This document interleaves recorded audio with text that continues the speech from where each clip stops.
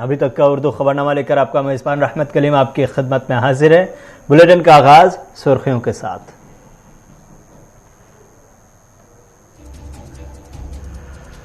पुलवामा, गांदरबल और हंदवारा में खूनी मारका आराई, 4 मिलिटेंट हलाक, 1 जिंदा गिरफ्तार। एनआईए ने अफशा परवेज और तौहीद सूफी के खिलाफ अबूरी चार्जशीट कर दी दाखिल।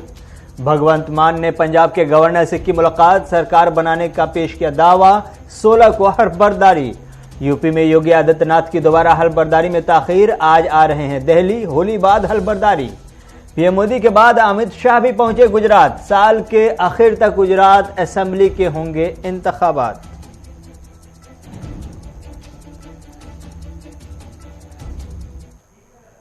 सुर्खियों के बाद खबरें तफसीलात के साथ। वादी कश्मीर के 3 अलग अलग मकामात पर फोर्सेज और मिलिटेंटों के बीच गुज़श्ता 10 से 12 घंटों के दरमियान झड़प देखने को मिली है, जिसमें अब तक के 4 मिलिटेंटों को हलाक करने में कामयाबी मिली है। इसी बीच एक आम शहरी के जख्मी होने की भी खबर है। जनूबी कश्मीर पुलवामा के चिवाकलान इलाके में गुज़श्ता रात ऑपरेशन के दौरान आज सुबह 2 मिलिटेंटों को हलाक किया गया, जबकि इसी इलाके में एक शहरी भी जख्मी हुआ है। इधर जिला गांदरबल में भी फोर्सेज और मिलिटेंटों के बीच झड़प में अभी तक 1 मिलिटेंट को हलाक करने में कामयाबी मिली है। वहीं शुमाली कश्मीर के हंदवारा में भी झड़प के दौरान 1 मिलिटेंट को हलाक किया गया है। यानी कुल मिलाकर के अभी तक के 4 मिलिटेंटों को हलाक करने में कामयाबी मिल चुकी है। गुज़श्ता 24 घंटों के अंदर 3 मकामात पर एनकाउंटर झड़प की तस्वीर देखने को मिली और एक जगह बाज़ाब्ता तौर पर एक सरपंच को हमने देखा कि किस तरह से मिलिटेंटों ने गोलियों का निशाना बनाया। तो खून खराबे से 24 घंटे के अंदर सिर्फ खून खराबे दिखे जा रहे हैं। गोलियों की आवाज़ रात भर चलती रही, जगह जगह से आती रही, क्योंकि सुबह भी इसी तरह से एनकाउंटर चलता रहा और रात भी एनकाउंटर शुरू हुआ जब हमने आपको खबर ब्रेक की थी। तो अभी तक की जो हमें अपडेट मिल पाई है उसके मुताबिक इस 3 जगहों के एनकाउंटर में अब तक के 4 मिलिटेंट को हलाक करने में कामयाबी मिली है। एक आम शहरी के ज़ख्मी होने की खबर ज़रूर है, लेकिन बताया जा रहा है सराय के हवाले से खबर है कि वह आम शहरी ख़तरे से बाहर है, ज़ख्म गहरा नहीं है, लेकिन 4 मिलिटेंटों की शनाख्त अभी होनी बाकी है। इंतजामिया की जानिब से इस सिलसिले में तफसीलात अभी फराहम करनी बाकी है कि आखिर ये मिलिटेंट किस जमात से, किस तंजीम से जुड़े हुए थे, आखिर इनकी शनाख्त क्या है, मकामी है या गैर मुल्की हैं, किन किन केसेस में, किन किन मामलों में ये सब मुलविस है। इन तमाम हवालों से बाज़ाब्ता तौर पर इनका अभी तफसीलात इन तमाम के सिलसिले में आना बाकी है। लेकिन ये है कि मजमूई तौर पर अभी तक जो तस्वीर साफ़ हो रही है उसमें 4 मिलिटेंटों के मारे जाने की खबर है। पुलवामा इनकाउंटर के अपडेट के हवाले से बताया जा रहा है कि जैश ए मोहम्मद के यहाँ पर ये दोनों मिलिटेंट थे, जो पुलवामा में 2 मिलिटेंट को मारा गया है। उस सिलसिले में कश्मीर जोन पुलिस की तरफ से ट्वीट करके कहा गया है। गांदरबल में कहा गया है कि 1 मिलिटेंट को यहाँ मार गिराया गया है, लश्कर तैयबा का ये बताया जा रहा है, ये कश्मीर जोन पुलिस की तरफ से कहा जा रहा है। और साथ ही साथ आपको बता दें कि इन दोनों मकामात पर जो इनकाउंटर की तफसीलात है कि ये जो जिस तंजीम से जुड़े हुए हैं, क्या ये मकामी मिलिटेंट थे या फिर दूसरे मुल्कों से थे, गांदरबल की बात हो या फिर पुलवामा की बात हो, इन दोनों इनकाउंटर में जो 3 मिलिटेंटों को मार गिराया गया है, एक में 2 मिलिटेंट का ताल्लुक जैश ए मोहम्मद से बताया जा रहा है, जबकि गांदरबल वाले का ताल्लुक लश्कर तैयबा से बताया जा रहा है।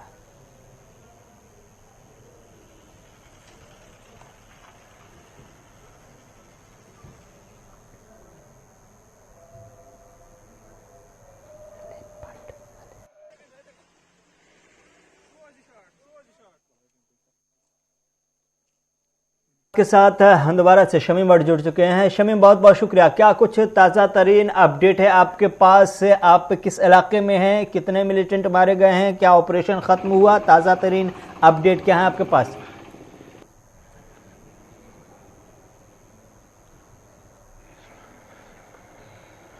गांदरबल से सलीम वानी भी हमारे साथ जुड़ चुके हैं। सलीम, बहुत बहुत शुक्रिया। क्या कुछ ताज़ा तरीन अपडेट है आपके पास? गांदरबल में क्या इनकाउंटर की सूरत हाल है? क्या ऑपरेशन खत्म हुआ? मिलिटेंटों के हवाले से शनाख्त वगैरह कुछ हो पाई? क्या अपडेट है ताज़ा तरीन? और फौज, पुलिस और पूरे इलाके को मारने वाले और बड़े पैमाने पर वहाँ पे घर घर तलाशी कार्रवाई शुरू की गई। जी रामन, इस वक्त ताज़ा तरीन सूरत हाल क्या है? आपकी आवाज़ दरमियान में नहीं आई, एक बार फिर से आप अपनी बात दोहरा पाएं? जी रामनाथ, सरहदी जिला कुपवारा का ये राजवार निछमा का इलाका है।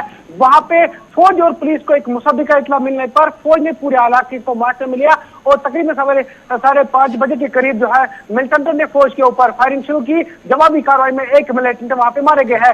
फौज ने पूरे इलाके को मुआयने में लिया और बड़े पैमाने पे वहां पे तलाशी कार्रवाई शुरू की गई है। जी, इंटरनेट वगैरह को लेकर के क्या अपडेट है? इंटरनेट वगैरह की सर्विस अभी भी बाकी है या फिर ठप कर दी गई है या मुअत्तल कर दी गई है, और इलाके का मुहासरा क्या अभी बाकी है? जी रहमत, आपको मैं ये भी बताता चलो, अगर सवेरे की बात करेंगे, सवेरे काफी वहां पे फायरिंग भी हुई। अभी जो है दोनों तरफ से फायरिंग बंद हो गई और फौज और पुलिस ने पूरे इलाके जो है आरायशी इलाका जो है निचमा का इलाका है उसको मुहासे में लिया और घर घर तलाशी कार्रवाई शुरू की गई है। अभी जो है जरा जो है इसमें एक मिलिटेंट, जिस तरह मैंने बताया कि हिजबुल मुजाहिदीन का एक जो है लश्कर तैयबा का एक मिलिटेंट इसमें मारे गए हैं और अभी तक जो है बड़े पैमाने पर वहां पे फिर से तलाशी कार्रवाई शुरू की गई है। नहीं, गांदरबल से तो खबर कश्मीर जोन पुलिस की जानिब से ये कंफर्म कर दी गई है कि एक लश्कर तैयबा का मिलिटेंट मारा गया। क्या आपके पास इसके शनाख्त के हवाले से फर्दर डिटेल्स वगैरह हों आपके पास कि किस केस में था, मकामी है या बाहरी है, इस हवाले से कोई अपडेट आपके पास? जी, जिस तरह गांदरबल में ये खबर सामने आई कि वहां पे भी एक मिलिटेंट मारा गया है, तो साथ ही मैं आपको बताता चलो, जिस तरह सवेरे जो है कश्मीर जोन की तरफ से जो ट्वीट किया गया है उसमें साफ तो लिखा गया है। अभी तक अगर हम वादी की बात करेंगे तो वादी में फिलहाल तो 4 जो है मिलिटेंट मारे गए। अगर हंदवारा की बात करेंगे, हंदवारा में एक लश्कर तैयबा का मिलिटेंट मारा गया है। अगर हम बात करेंगे गांदरबल डिस्ट्रिक्ट में, वहां भी एक मिलिटेंट मारा गया है। अगर पुलवामा डिस्ट्रिक्ट की बात करेंगे, वहां पे 2 मिलिटेंट मारे गए हैं। आपके इलाके में हंदवारा में खास तौर से इस वक्त पुरअमन सूरत हाल है और सिर्फ ऑपरेशन चल रहा है, गोलियों की आवाज तो नहीं आ रही है? जी, अगर सवेरे की बात करेंगे, अभी दोनों तरफ से जो है जिस तरह मैंने कहा वहां पे जो है इनकाउंटर खत्म हुआ। अभी तक जिस इनकाउंटर में सिर्फ एक लश्कर तैयबा के एक मिलिटेंट इसमें मारे गए हैं। अभी तक जो है पूरे इलाके को बड़े मुआवजे मिले और बड़े पैमाने पे वहां पे जो है तलाशी कार्रवाई शुरू की गई है। क्या जिस मिलिटेंट को मारा गया उसके पास से हथियार वगैरह बरामद किए जाने की भी खबर है? जी जी सर, इसमें जिस तरह बताया गया है कि एक मिलिटेंट मारे गए लश्कर तैयबा के साथ वाबस्ता है, उसके पास जो है हथियार, बाकी चीज अभी तक जो है पुलिस की तरफ से वो तस्दीक नहीं, कितने इसके मिकदार इसके पास जो है पकड़ा गया है वो अभी कंफर्म नहीं हुआ। मगर उसमें तरफ साफ तो ये उन्होंने बताया, ट्वीट में बताया गया कश्मीर जोन की तरफ से एक मिलिटेंट जो है इसमें मारे जाने की इत्तला जो दी गई है। बहुत बहुत शुक्रिया शमीम हंदवारा से अपडेट करने के लिए। चलेंगे अब इसके बाद हम पुलवामा, जहाँ गाजी खुर्शीद हमारे साथ जुड़ चुके हैं। गाजी, बहुत बहुत शुक्रिया। क्या कुछ अपडेट है आपके पास? ताज़ा तरीन सूरत हाल क्या है पुलवामा में इस वक्त? एनकाउंटर को लेकर क्या अपडेट आपके पास? सर, मैं आपको बता दूं कि जिस तरह गुज़श्ता शाम देर गए कलां जो वहां से 6-7 किलोमीटर की वाक़ा है, तो वहां पे कोई फोर्सेस ने जवाई कलां जो पुलवामा से मैंने कहा कि 8-9 किलोमीटर की दूरी पे वाक़ा है, तो वहां पे फोर्सेस ने उस समय इलाके को घेरे में ले लिया जब फोर्सेस को ये इत्तला फराम की गई थी कि वहां पे मिलिटेंट्स की मौजूदगी है।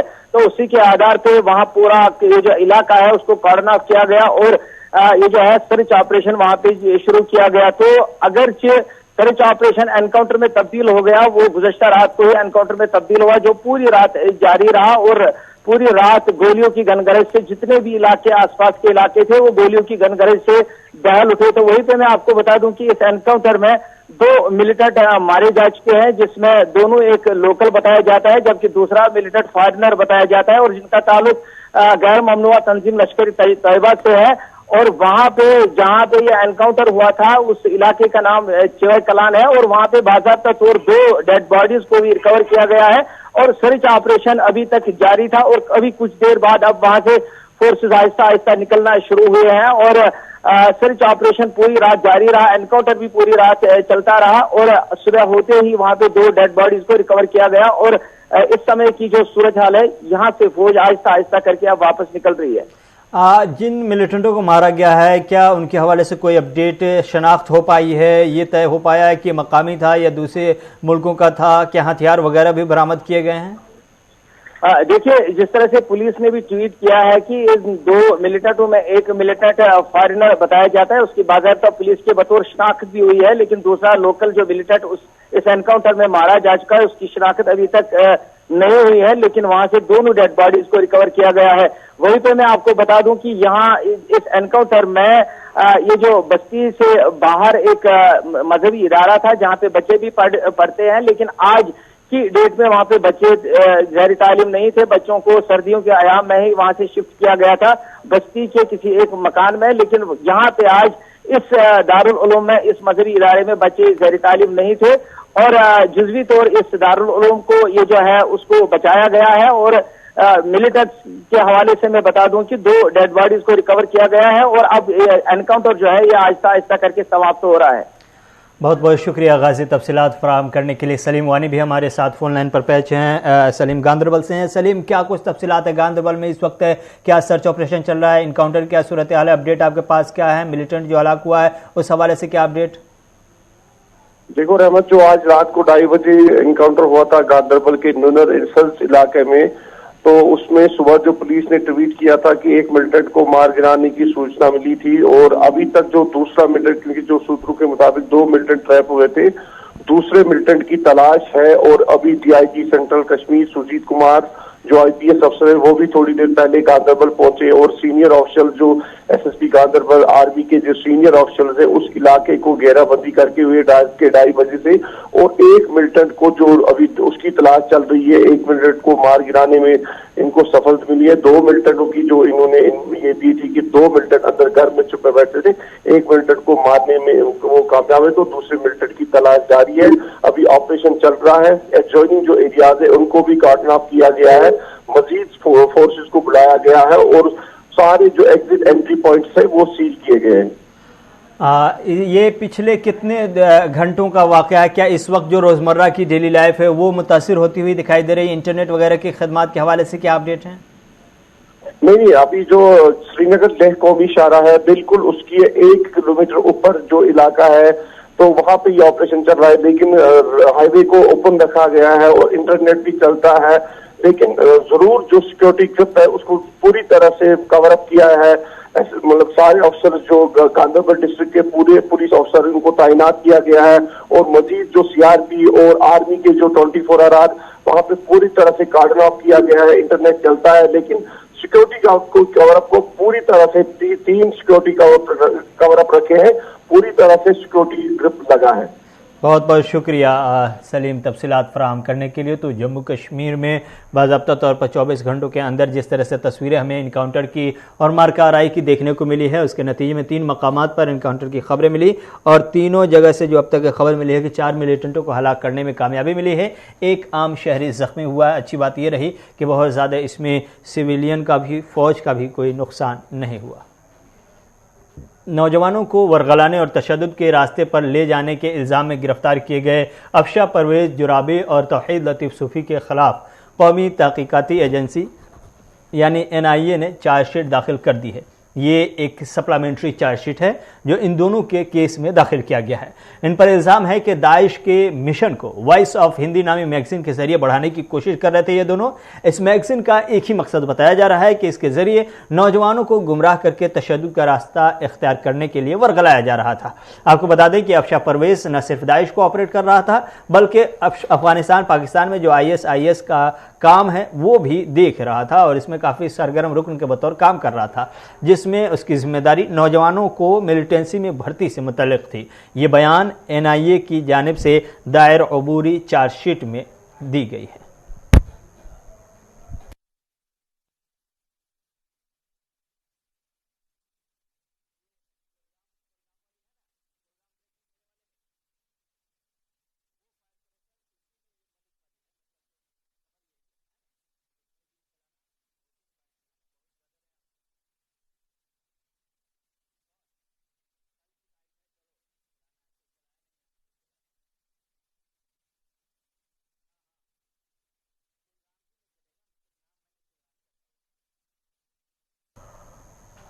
बात जम्मू कश्मीर की हो रही है तो एक बार फिर से जम्मू कश्मीर के साबिक गवर्नर सत्यपाल मलिक सुर्खियों में आ गए हैं और बयान उन्होंने जम्मू कश्मीर पर दिया है। उन्होंने यह एतराफ किया है कि जम्मू कश्मीर में आर्टिकल 370 की मनसूखी और साबिक वज़राए आला की गिरफ्तारी का जो पूरा खेल खेला गया था वो उनके कहने पर और उनके खत पर ही खेला गया था। सत्यपाल मलिक ने ही उमर अब्दुल्ला, फारूक अब्दुल्ला और महबूबा मुफ्ती वगैरह को गिरफ्तार करके जेल में डालने का मशवरा दिया था और उन्होंने ही ये खत आर्टिकल 370 की मनसूखी से मुताल्लिक वजीर दाखिला अमित शाह को भेजा था, जिसकी बुनियाद पर राज्यसभा और लोकसभा में आर्टिकल 370 की मनसूखी का ऐलान किया गया।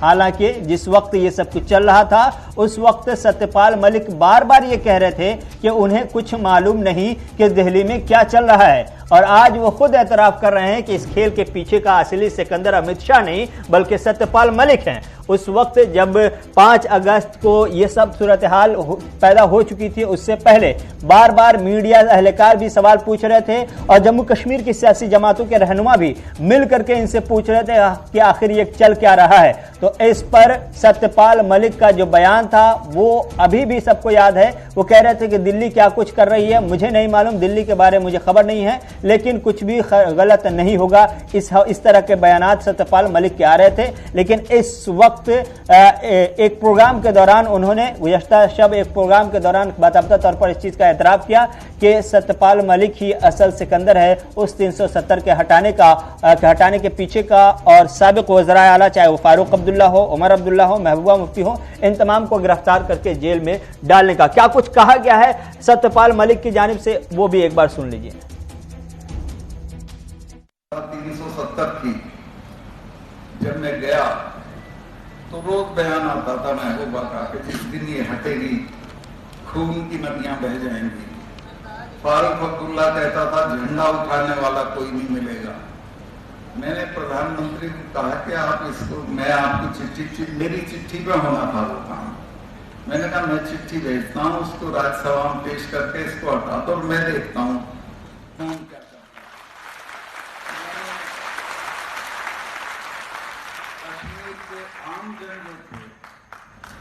उनसे मैंने अपना राब्ता कायम किया। मैंने अपना टेलीफोन सबको दे रखा था। 2 बजे रात में कोई फोन आता था, मैं खुद सुनता था। कोई शिकायत होती थी उसको रफा करता था और उनको ये कहता था कि तुम बेवकूफ हो, ये नेताओं का कोई बच्चा नहीं मरता, तुम्हारे बच्चे मरते हैं, तुम क्यों मरना चाहते हो? 200 लड़के हैं तुम्हारे और हम दुनिया की दूसरे नंबर की फौज है, हमसे लड़के क्या ले लो? बातचीत से तुम सब कुछ ले सकते हो। खैर जिस दिन हम ये 370 हटाने लगे तो मैंने अपने चीफ सेक्रेटरी को बुलाया और कहा कि सवेरे चिट्ठी जानी है अमित शाह साहब को, वो इसे राज्यसभा में पेश करेंगे और 370 हट जाएंगे।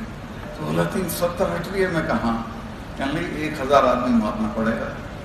मैं कहा क्यों? कहने यहाँ तो जवाब है, यहाँ तो जब बुरहान वानी मरा था तो 150 लोग मरे थे। मैं कहा क्यों? कहने जो थानों पर चढ़ जाएंगे, हथियार छीन लेंगे, उपद्रव कर देंगे।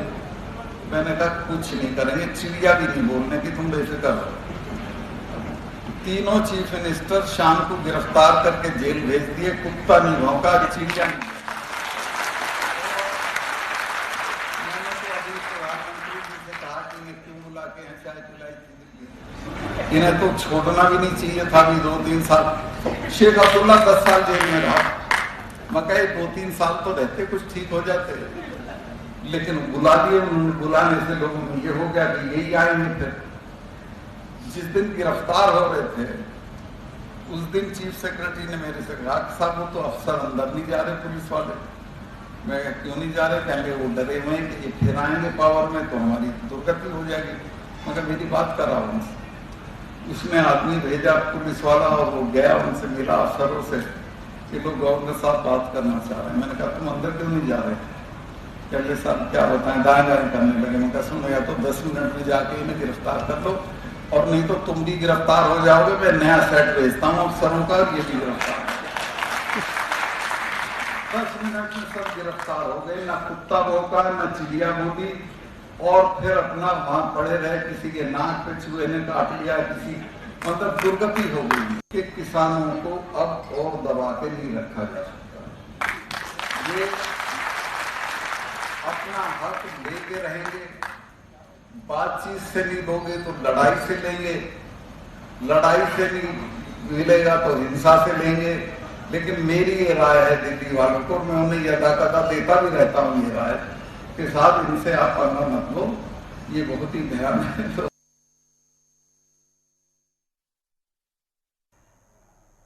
करगिल लद्दाख के दूर दराज इलाके यानी शकरदो में स्कूलों में जो बड़ी तब्दीली की तस्वीर देखने को मिली है मकामी लोगों और काउंसलर जाकिर हुसैन की मदद से देखने को मिल रही है। एक ऐसे वक्त में जब स्कूल की हालत ऐसी हो गई थी कि उसके बंद होने की बातें होने लगी थी, मकामी आबादी ने और इंतज़ामिया ने मिलकर इस स्कूल पर काम शुरू किया और इस स्कूल को मॉडल स्कूल बना दिया, जहां बड़ी तादाद में बच्चे इल्म की दौलत से मालामाल हो रहे हैं।